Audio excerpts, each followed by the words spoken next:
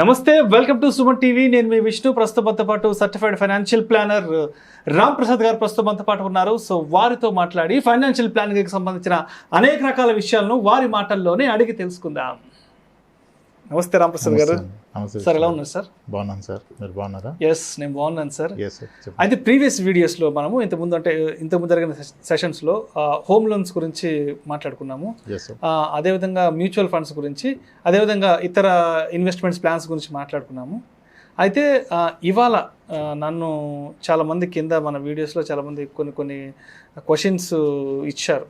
అంటే middle class వాళ్ళు, అంటే middle class employees, middle class family ఉండేవాళ్ళు ఇన్వెస్ట్మెంట్స్ చేయడానికి ఎన్ని రకాల ఇన్వెస్ట్మెంట్స్ ఉన్నాయి, సో ఎంతెంత ఇన్వెస్ట్ చేసుకుంటే ఫ్యూచర్లో ఒక మంచి లంసమ్ అమౌంట్ వచ్చే అవకాశం ఉందని చాలామంది క్వశ్చన్ అడుగుతున్నారు. సో దీన్ని మన ప్రేక్షకుల కోసం సవివరంగా తెలియజేయగలరు sir? When it comes to investment options, డెఫినెట్గా దేర్ ఆర్ మల్టిపుల్ ఆప్షన్స్. అంటే పూర్తిగా అన్ని ఆప్షన్స్ మనకు తెలిసి ఉండాలని లేదు. ప్రతి వ్యక్తి తనకు తెలిసిన ప్రొడక్ట్స్లో ఉన్న ఆప్షన్స్లో ఏదో ఒకటి చూస్ చేసుకొని తన జీవితకాలం దాంట్లో కొనసాగిస్తూ ఉంటారు.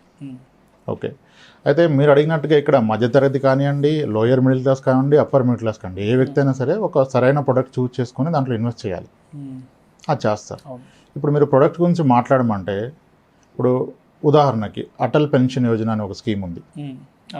ఇన్కమ్ ట్యాక్స్ బ్రాకెట్లో రాని వాళ్ళకి దాంట్లో పెన్షన్ కొరకు ఇన్వెస్ట్ చేస్తే ఒక 30 years ఉన్న వ్యక్తి మంత్లీ కనుక అరౌండ్ అప్రాక్సిమేట్గా చెప్తున్నాను ఒక 269 రూపీస్ అలా ఇన్వెస్ట్ చేస్తే అతనికి 60 ఏళ్ళు వచ్చినప్పుడు నెలవారీ 5,000 రూపాయలు పెన్షన్ ఇస్తారు, which is central government scheme. నెలకి 269 రూపాయలు కానీ పెట్టుకోగలిగితే 30 ఏళ్ళ వయసు నుంచి 60 ఏళ్ళ వరకు, 60 రాగానే ఎవ్రీ మంత్ 5,000 రూపీస్ అతనికి పెన్షన్ లాగా ఇవ్వడం జరుగుతుంది.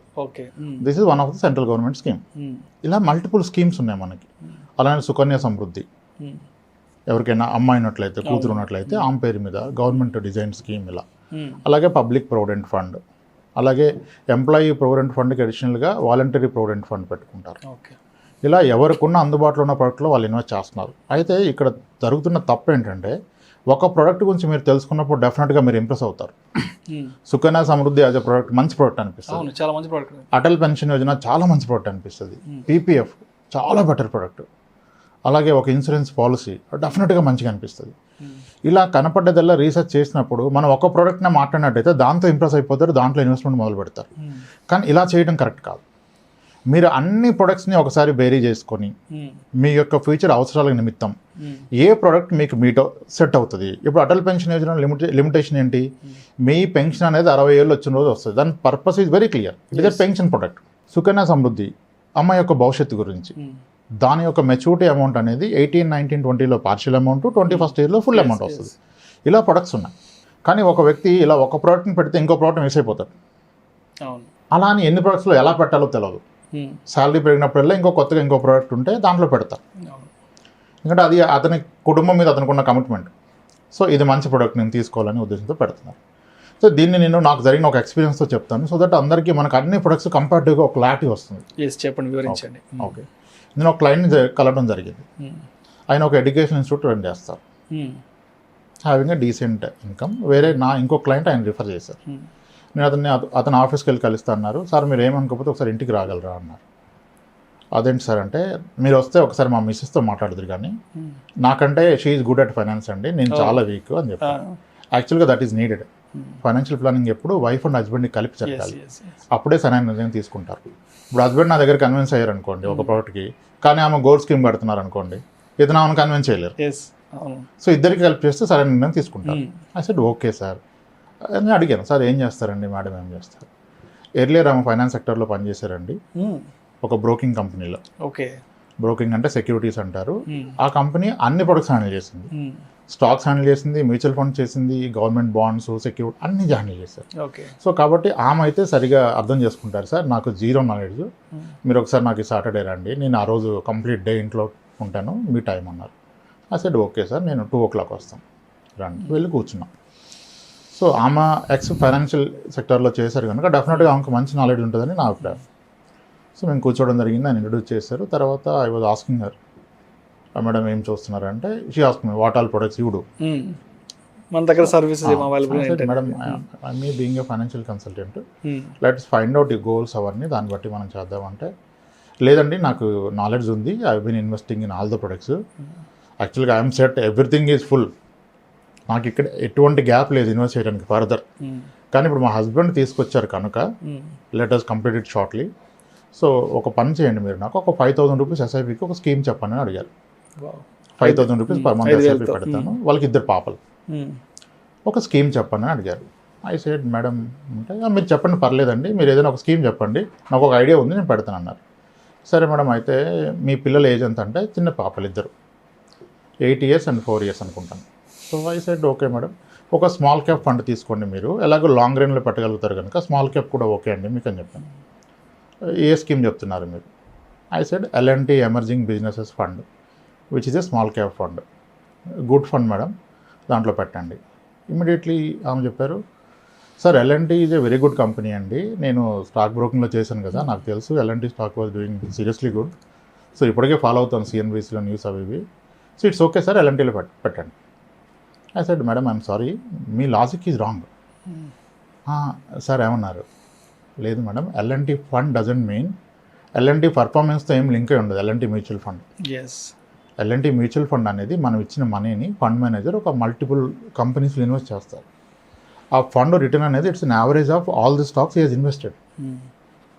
అలా సార్ అది L&T అంటే L&T performance. No madam, let's open. ఆమె ల్యాప్టాపే ఉంది, she open her laptop. Madam you search this L&T emerging business fund, yes. ఇమీడియట్గా మనీ కంట్రోల్ వచ్చింది, it went into Moneycontrol. Madam అక్కడ there is something called portfolio, you click on the portfolio, yes, now the portfolio is open. These are the stocks where this L&T scheme is investing. There are 96 stocks at that point of time in one mutual fund scheme. For our surprise, in the entire 96 stocks, there is no L&T. There is no L&T stock. Then she said, "Oh, sir, thanks for you, sir. I never understood this." ఇంకా నేను mutual funds అమ్మాను కూడా, కానీ ఎందుకో మాకు ఎప్పుడు ఆ time దొరకలేదు. We to handle clients కదా, ప్రొడక్ట్ ట్రెండ్స్ ఏమి ఉండే కావు మాకు. సో అందువల్ల నేను తెలుసుకోలేకపోయాను. గుడ్ దట్ ఈ రోజన్నా మీరు నాకు you made me realise. So let us go with it sir, good to go, thanks for that. I said madam why do want to start only 5,000? No అండి, అంతకుమించి నాకు స్కోప్ లేదు. Madam can you do something bigger, something like 20,000-30,000 per month? No sir, we have many commitments and other investments also running. Madam may know what are the other investments you are doing?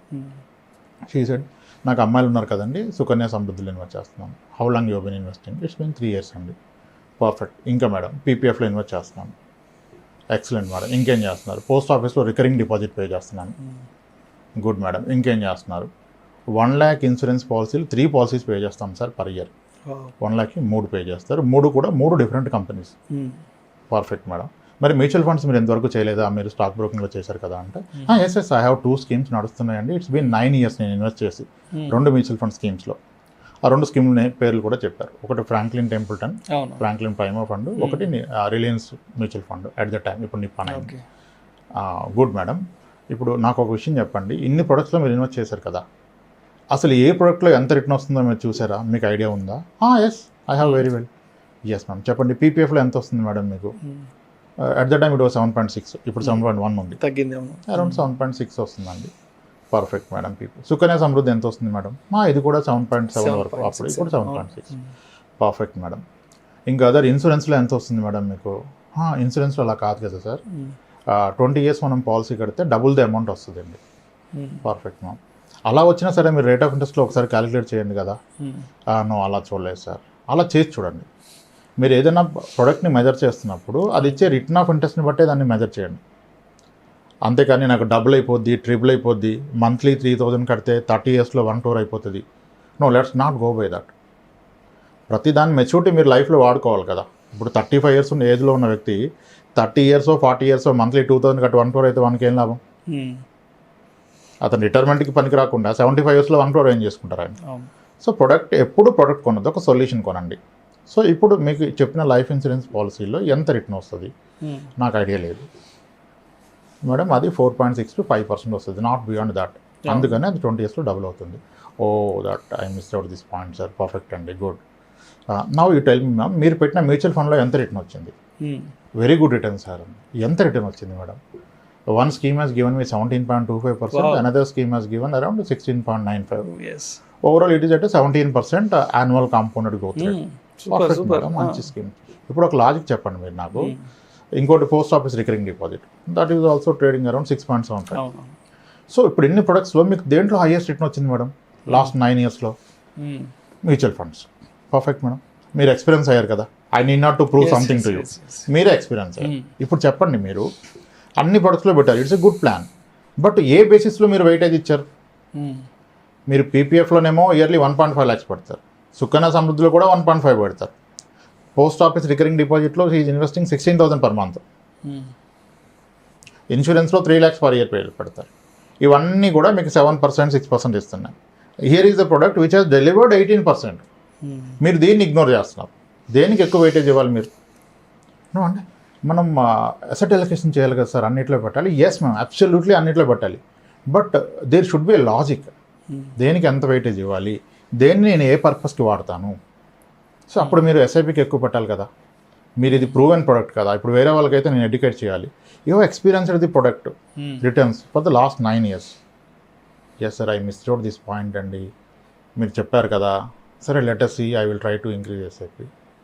What do you suggest? I can't suggest anything madam. మీ ఫైనాన్షియల్స్ని బట్టి మీరు ఇప్పుడు rebalance చేయండి కదా. దేంట్లో ఎంత weightage చేయాలో చూసుకోండి. మీకు ఎంత వెసులుబాటు ఉంటే అంత అమౌంట్ ఎస్ఐపికి తెచ్చేసేయండి. ఎందుకంటే the primary thing you need to understand, we are running at an inflation of 7%. Inflation 7%. In a simple language, rupee is losing its value by 7% year on year.